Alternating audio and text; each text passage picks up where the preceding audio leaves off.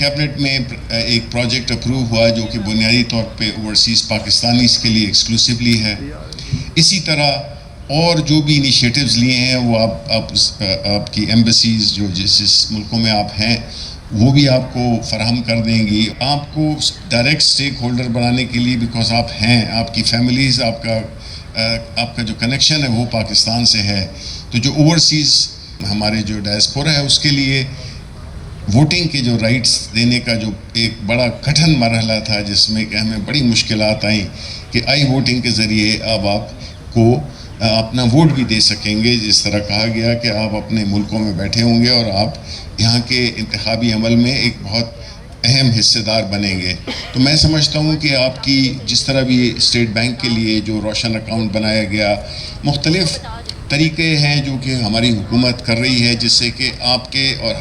اور ملک کے درمیان جو ہے تو فاصلے کو کم کیا جا سکے. اور آپ کی جو اسٹرینتھس ہیں وہ پاکستان کو اس وقت بہت سخت ضرورت ہے, اور آئی ایم شیور اور آپ کر بھی رہے ہیں کہ ہماری جو بھی کنٹریبیوشن ہو سکتی ہے آپ کے ذریعے وہ ہونی چاہیے. اور اسی طرح صرف یہ تو کیش کی بات ہے, لیکن کائنڈ میں جتنے کہ ہمارے جتنے بھی overseas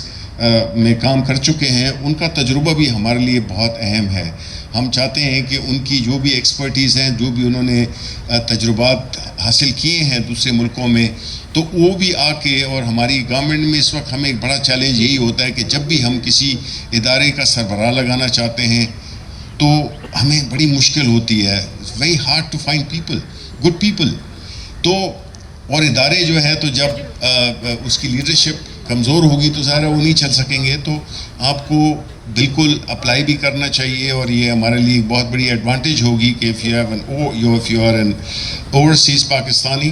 and you want to contribute to the development of Pakistan in any way, which includes heading some organization, you bring in experience, wealth of experience, and Pakistan can benefit out of it.